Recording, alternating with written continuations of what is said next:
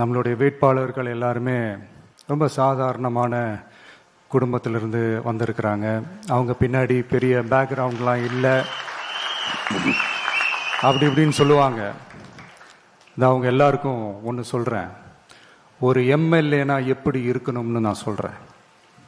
ஒரு எம்எல்ஏன்றது சும்மா அனுபவத்தை வச்சுக்கிட்டு கொள்ளை அடிக்கிறவங்களாலாம் இருக்கக்கூடாது. சும்மா அனுபவத்தை வச்சுக்கிட்டு சட்ட விரோதமா கல்குவாரியில ஈடுபடுறவங்களாலாம் இருக்கக்கூடாது. சும்மா அனுபவத்தை வச்சுக்கிட்டு கேள்வி கேட்கிற பிரஸ் ரிப்போர்ட்டர்ஸா தாறுமாறா தாக்குறவங்களாலாம் இருக்கக்கூடாது. இன்னும் ஓப்பனா சொல்லணும்னா, இந்த திமுகவில் இருந்து வந்த ஒரு எம்எல்ஏ மேல கொள்ளையடிச்ச கேஸ் இருக்குது, போதைப் பொருள் கடத்தல் கேஸ் இருக்குது, திருட்டு கேஸ்லாம் இருக்குது. திருட்டு கேஸ்லாம் ஜெயிலுக்கு போயிட்டு வந்தவர் ஒருத்தர் இருக்கிறார். நீங்க கூட யோசிக்கலாம் அவர் யாரு அப்படின்னு. நீங்க யோசிக்கலாம் அந்த எம்எல்ஏ யாருன்னு உங்களுக்கு யோசிக்க தோணும். இன்னொரு க்ளூ வேணா நான் தரேன். அந்த திருட்டு கேஸ்ல உள்ள போயிட்டு வந்தவரை யாருக்கு எதிராக இந்த திமுக தேர்தலில் நிக்க வச்சாங்க தெரியுமா? இன்னைக்கு அவங்க கூட்டணியிலேயே மூச்சுக்கு 300 தடவை முட்டு கொடுக்கிற ஒரு மிகப்பெரிய ஒரு தலைவருக்கு எதிராக. அந்த தலைவரை தோக்கடிக்கணும்னு தான் 1996 அவருக்கு ஆப்போசிட்டா இந்த எம்எல்ஏவை நிக்க வச்சாங்க. மரியாதை நிமித்தமா அந்த தலைவர் பேருங்க நான் சொல்ல வேணாம்னு நினைக்கிறேன். ஸோ இப்படியெல்லாம் இருக்கிறாங்க எம்எல்ஏஸ், நான் லிஸ்ட் போட்டு சொன்ன மாதிரி. ஆனா எம்எல்ஏஸ்னா சும்மா இல்லை, ஒரு தொகுதிக்கான அந்த மக்களுக்கான எல்லை காப்பாளர்கள். அப்படி இருக்கணும். களத்துல மக்களோட மக்களா நிக்கிற மாதிரி ஆளுங்களை தான் நான் செலக்ட் பண்ணியிருக்கிறேன். நான் எல்லா இடத்துலையும் எல்லா நேரத்திலையும் ஒரே நேரத்துல நான் போய் நிக்க முடியாது இல்லையா? அதனால என் சார்பா என்னோட பிரதிநிதிகளா நானே பார்த்து என்னுடைய வேட்பாளர்களை செலக்ட் பண்ணியிருக்கிறேன். நம்மளுடைய அக்கா, நம்மளுடைய தங்கை, நம்மளுடைய அண்ணா, தம்பி அப்படின்னு சொல்லி நம்மளுடைய வேட்பாளர்களை செலக்ட் பண்ணி இன்னைக்கு உங்க முன்னாடி நான் ஒப்படைக்கிறேன். மக்களே, அவங்கள எம்எல்ஏ ஆக்க வேண்டியது உங்களுடைய பொறுப்பு.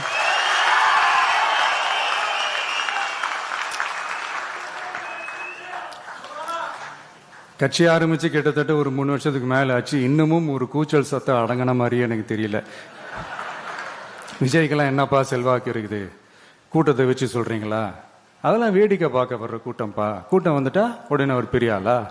கூட்டம் ஓட்டா மாறிடுமா, ஓட்டு சீட்டா மாறிடுமா, அதெல்லாம் எப்படி மாறும்? அதெல்லாம் மாறாது. இப்படி வன்மத்தில் கேள்வி கேட்கிறவங்களுக்கு நான் ஒன்னே ஒன்று சொல்றேன்.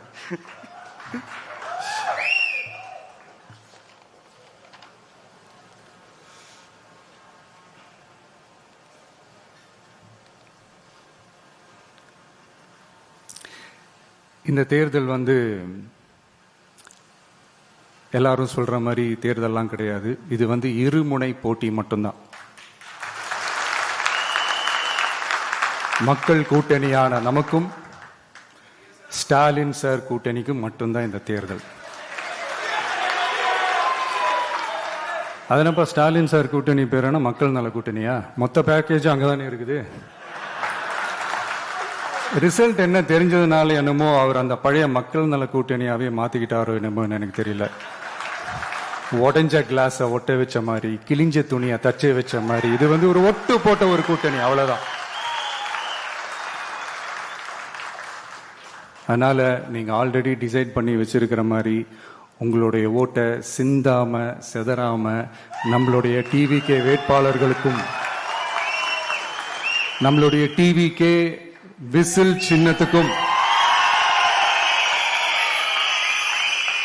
தயவு செஞ்சு ஓட்டு போட்டு. இப்ப நம்மளுடைய வேட்பாளர்கள் எல்லாரும் நான் சொல்றது கொஞ்சம் ரிப்பீட் பண்ணுங்க. மக்களுக்காக,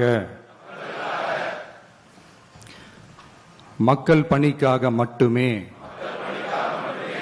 நான் இந்த தேர்தலில் போட்டியிடுகிறேன். நான் ஜெயிச்சு வந்த பிறகு மக்கள் பணத்தில் ஒரு பைசா கூட தொடமாட்டேன்.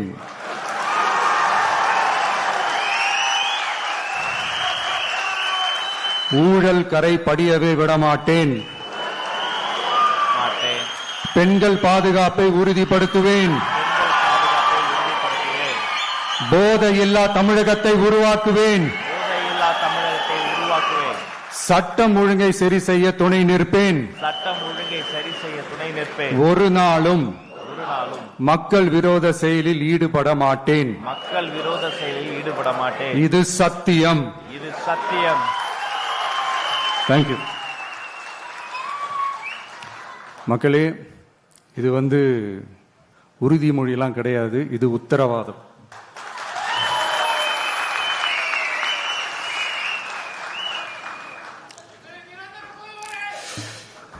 இந்த தேர்தல் பாமரர்களுக்கும் அதிகார மமதை கொண்ட ஒரு குடும்பத்திற்கு சேவகம் செய்யும் அடிமைகளுக்கும் நடக்கிற தேர்தல். ஏழைகளுக்கும் ஏமாற்று பேர்வழிகளுக்கும் நடக்கிற தேர்தல். உழைக்கிற மக்களுக்கும் உழைப்பை சுரண்டவங்களுக்கும் நடக்கிற தேர்தல். நல்லவங்களுக்கும் நாட்டை நாசப்படுத்துறவங்களுக்கும் நடக்கிற தேர்தல். மக்கள் பணத்தை சுரண்டும் ஊழல் லஞ்சத்தை ஒழிக்க வந்தவங்களுக்கும் ஊழல்லையே ஊறி போனவங்களுக்கும் நடக்கிற தேர்தல். மக்கள் சக்திக்கும் மக்கள் விரோத சக்திக்கும் நடக்கிற தேர்தல். சுருக்கமா சொல்லணும்னா டிவிகேவுக்கும் டிஎம்கேவுக்கும் நடக்கிற தேர்தல். இந்த விஜய்க்கும் ஸ்டாலின் சாருக்கும் நடக்கிற ஆரோக்கியமான ஜனநாயக போட்டிக்கான ஒரு தேர்தல். இப்படி இந்த தேர்தல் இருக்கிறதுனால நம்ம கட்சி வேட்பாளர்களை தமிழ்நாட்டோட ஒவ்வொரு சாமானிய குடும்பத்து தோழர்களா இருக்கிற மாதிரி தான் நான் செலக்ட் பண்ணியிருக்கிறேன். நம்ம வேட்பாளர்களுக்கு ஓட்டு போடுறது நமக்கு நாமே ஓட்டு போடுற மாதிரி, உங்களுக்கு நீங்களே ஓட்டு போட்டுக்கிற மாதிரி. மன்னராட்சி கிட்ட இருந்து மக்களாட்சி மீட்கிறதுக்கு ஓட்டு போடுற மாதிரி. நான் வேற, நம்ம வேட்பாளர்கள் வேறெல்லாம் இல்லை. நான் எப்படி உங்க வீட்டில் உங்க குடும்பத்தில் ஒருத்தனோ அதே மாதிரி தான் நம்ம வேட்பாளர்களும் உங்க குடும்பத்தில் இருக்கிற ஒருத்தர். அதனால நம்ம வேட்பாளர்களை எம்எல்ஏ ஆக்குறது உங்க ஒவ்வொருத்தர் வீட்லேயும் ஒரு எம்எல்ஏ இருக்கிற மாதிரி. இதை இதயத்தில் உங்கள் விஜய் இல்லந்தோறும் நம்ம எம்எல்ஏன்னு கூட சொல்லலாம். உங்க குரலுக்கு ஓடி வர்ற மாதிரி ஆட்களை தான், இன்னும் சொன்னா உங்க குரல் கேட்கறதுக்கு முன்னாடியே உங்க மனசை புரிஞ்சுக்கிட்டு ஓடி வந்து உங்க தேவைகளை தீர்க்கிற மாதிரி ஆளுங்களை தான் நான் செலக்ட் பண்ணியிருக்கிறேன். உங்களை நம்பி எல்லாத்தையும் விட்டுட்டு நான் எப்படி வந்தேனோ அப்படித்தான் உங்களை நம்பி நம்ம வேட்பாளர்களையும் ஒப்படைக்கிறேன். தமிழ்நாட்டில் இருக்கிற 234 தொகுதியிலையும் நம்ம வேட்பாளர்கள் தான் எம்எல்ஏ ஆனாங்கன்ற செய்தி மே 4ஆம் தேதி உலக சாதனை செய்தியா இருக்கணும். மக்களே, உங்களை நம்பி அரசியலுக்கு உங்களுக்காக நீதி கேட்க வந்த உங்க விஜய்க்கு இழைக்கப்படுற அநீதிக்கு எதிராக அதிகாரத்தின் துணையோட உங்களுக்கான நமக்கான நீதியை வென்றெடுக்க எங்க எல்லாருக்கும் நம்ம தமிழ்நாட்டோட எதிர்காலத்துக்காக ஒரே ஒரு வாய்ப்பு கொடுங்க.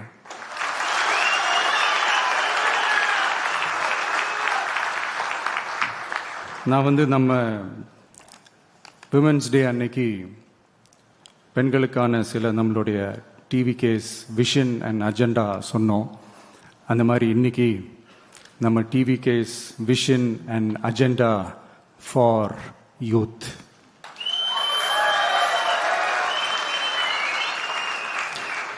யூத் அவங்களுக்கான தேர்தல் வாக்குறுதிகள்னு சொல்லக்கூடாது, நம்ம டிவிகேவோட உத்தரவாதங்கள்னு சொல்லணும்.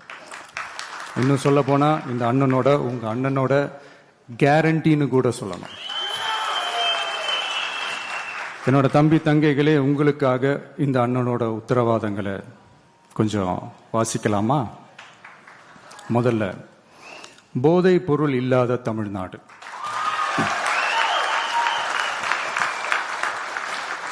தமிழ்நாட்டை போதைப் பொருள் இல்லாத மாநிலமாக மாற்றும் தொலைநோக்கு பார்வையுடன் தமிழ்நாடு போதைப் பொருட்கள் உள்வரவு தடுப்பு மற்றும் போதைப் பொருட்கள் புழக்கத்தை கட்டுப்படுத்தும் கடுமையான சட்டங்களுடன் ட்ரக்ஸ் அபியூஸை கையாள்வதற்காக சமூக காவல் கம்யூனிட்டி பாலிசிங் உள்ளிட்ட பல்வேறு முயற்சிகளையும் அதற்கான முழு அர்ப்பணிப்புடன் கூடிய பிரத்யேக அணுகுமுறைகள் மேற்கொள்ளப்படும். போதைப் பொருட்கள் நடமாட்டத்தால் ஏற்படும் மோசமான விளைவுகள் குறித்து பொது விழிப்புணர்வை ஏற்படுத்தவும் அதனை தடுக்கவும் மாநிலம் முழுவதும் உள்ள அனைத்து பள்ளிகள் மற்றும் கல்லூரிகளிலும் போதைப் பொருள் எதிர்ப்பு மன்றங்கள் நிறுவப்படும். அடுத்தது கல்வி உத்தரவாதம் திட்டம். தமிழ்நாட்டில் எந்த ஒரு இளைஞரும் நிதி பற்றாக்குறையால் கல்வி பெற முடியாமல் போகவே கூடாது. எனவே இளைஞர்களின் கல்வியை உறுதி செய்ய 12ஆம் வகுப்புக்கு பிறகு PhD வரை கல்வி பயில ரூபாய் 20 லட்சம் வரை பிணையம்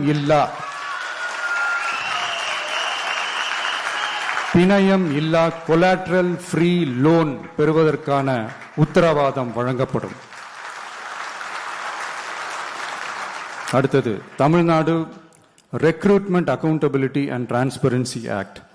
அரசு வேலை என்பது பல லட்சம் இளைஞர்களின் கனவாக இருக்கும்போது அதில் ஏற்படும் குறைகளை களைய TRATA, அதாவது Tamil Nadu recruitment accountability and transparency act வாயிலாக அனைத்து மாநில அரசு பணியிடங்களுக்கும் ஒரு நிலையான ஆட்சேர்ப்பு கால அட்டவணை உருவாக்கப்படும்.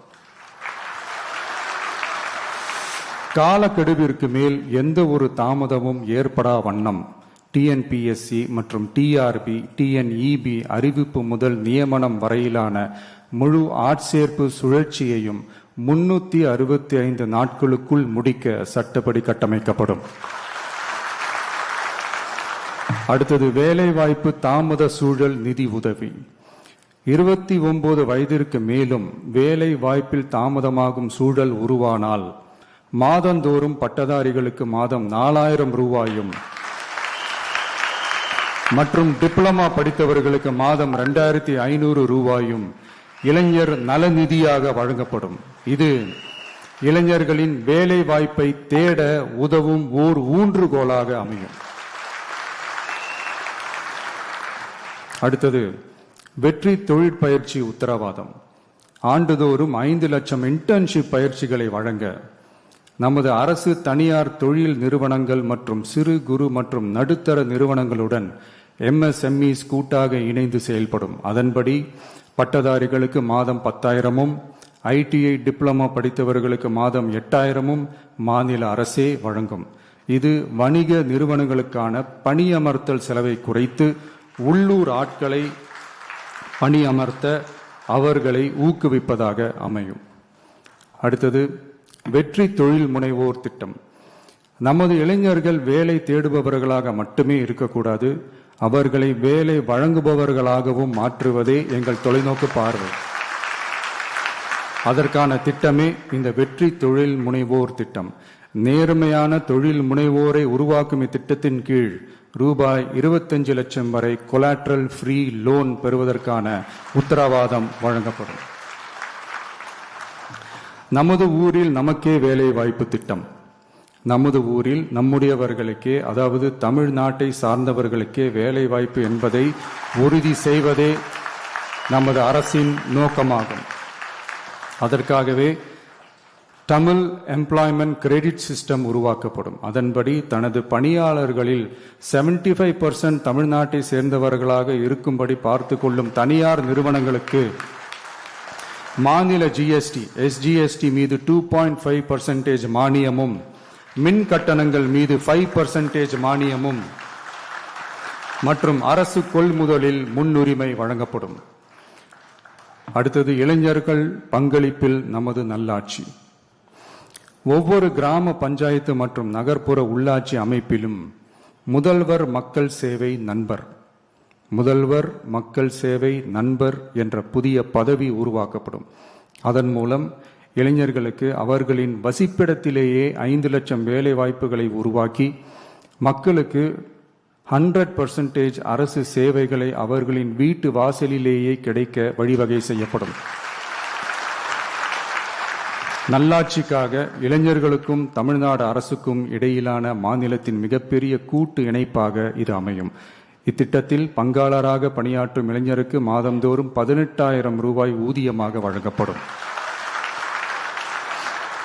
அடுத்தது தமிழ்நாடு இளைஞர் ஆலோசனை குழு, Tamil Nadu advisory council, Tamil Nadu youth advisory council. பல்வேறு வளர்ச்சி திட்டங்கள் மற்றும் இளைஞர்களை நேரடியாக பாதிக்கும் விஷயங்கள் குறித்து இளைஞர்கள் தங்கள் கருத்துக்கள், கவலைகள் மற்றும் பரிந்துரைகளை முதலமைச்சர் மற்றும் அரசு அதிகாரிகளிடம் தெரிவிப்பதற்கான ஒரு தளமாக தமிழ்நாடு இளைஞர் ஆலோசனை குழு நிறுவப்படும். இந்த முயற்சியை செயல்படுத்தும் இந்தியாவின் முதல் மாநிலமாக தமிழ்நாடு திகழும். கடைசியாக படைப்பாளி தொழில் முனைவோர் திட்டம், கிரியேட்டர் பிரனியர் திட்டம். தமிழ்நாட்டின் வரலாறு, பாரம்பரியம், கலாச்சாரம் மற்றும் முன்னேற்றம் குறித்த அம்சங்களை உலக அரங்கில் பரப்பி தமிழ்நாட்டை ஓர் உலகளாவிய படைப்பாளி மையமாக மாற்றுவதை நோக்கமாக கொண்டு தமிழ்நாடு படைப்பாளி தொழில் முனைவோர் திட்டம் என்பது தமிழ்நாடு அரசுக்கும் நமது மாநில இளைஞர்களுக்கும் இடையேயான ஒரு மாற்றத்தை உருவாக்கும் டிஜிட்டல் கூட்டாண்மை ஆகும். இத்திட்டம் 1,50,000 படைப்பாளி தொழில் முனைவோருக்கு தொடக்க மூலதனம் வழங்கும். இத்திட்டத்திற்கு ஆதரவாக நமது இளைஞர்களுக்கு நவீன கால பயிற்சி அளிக்க 500 படைப்பாளி பள்ளிகள், கிரியேட்டர் பிரனியர் ஸ்கூல்ஸ் நிறுவப்படும். நம் மாநிலத்தின் மீது ஈர்ப்பு கொண்ட இளைஞர்களை ஊக்குவித்து நம் தமிழகத்தின் பெருமையை உலகறியச் செய்யவே இம்முயற்சி. பெண்கள் அஜெண்டா மாதிரி இது நம்ம இளைஞர்களுக்கான நம்ம அஜெண்டா. இன்னும் நம்ம விவசாயிகள், மீனவர்கள், அரசு ஊழியர்கள் மற்றும் ஆசிரியர்கள், நெசவாளர்கள், தொழிலாளர்களுக்கான வாக்குறுதிகள்லாம் இன்னும் ரெடி ஆகிட்டு இருக்கு. கூடிய சீக்கிரமே அதை அறிவிப்போம். உங்கள் எல்லாருக்கும், நம்மளுடைய ஜென்சி நண்பர்களுக்கும் ஒரே ஒரு விஷயம் நான் சொல்கிறேன்.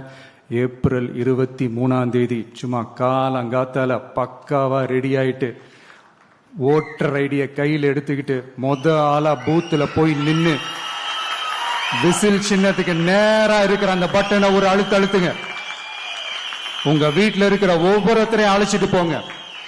சப்போஸ் வெளிநாட்டுல இருந்து நீங்க இங்க சென்னையில் இருக்கீங்கன்னா, என்னடா இது வீக் டேயா போச்சு, நம்ம வெளி ஊருக்கு போகணுமா, ஓட்டு போடணுமா அப்படின்ட்டு அசால்ட்டா இருந்துடாதீங்க. இப்பவே அட்வான்ஸா உங்களுடைய டிக்கெட்டை புக் பண்ணி வச்சுக்கோங்க. இது ஒரு தலைமுறைக்கான ஒரு தேர்தல், உங்களுக்கான தேர்தல். எவ்வளவு பெரிய வசதியான வாழ்க்கையா இருந்தாலும் எல்லாத்தையும் தூக்கி எரிஞ்சிட்டு உங்களுக்காக மட்டுமே வந்திருக்கிறேன். உங்களுக்காக நன்றி கடன் செலுத்துறதுக்காக மட்டுமே வந்திருக்கிறேன். அத்தனை வழிகளையும் தாங்கிக்கிட்டு உங்களுக்காக மட்டுமே நான் வந்திருக்கிறேன். உங்களுக்கு நன்றி கடன் செலுத்துறதுக்காக மட்டுமே வந்திருக்கிறேன். ஒரு நாளும் பொய் சொல்லி உங்களை நான் ஏமாத்த மாட்டேன். இந்த 4 முனை போட்டி, 40 முனை போட்டின்னு, எத்தனை முனை போட்டின்னு, எத்தனை உருட்டினாலும் இங்கு 2 முனை போட்டி தான். ஒன்னு டிவிகே, இன்னொன்னு டிஎம்கே. மக்கள் விரோத ஆட்சி நடத்துற ஸ்டாலின் சார் வேணுமா, மக்களை நேசிக்கிற விஜய் வேணுமா? அவ்வளவுதான் இந்த தேர்தலே. அதனால உங்க விஜய்க்கு, உங்க அண்ணனுக்கு, உங்க தம்பிக்கு, உங்க பிள்ளைக்கு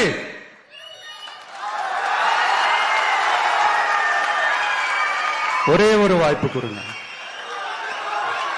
தயவு செஞ்சு விசில் சின்னத்துக்கு ஓட்டு போடுங்க. இது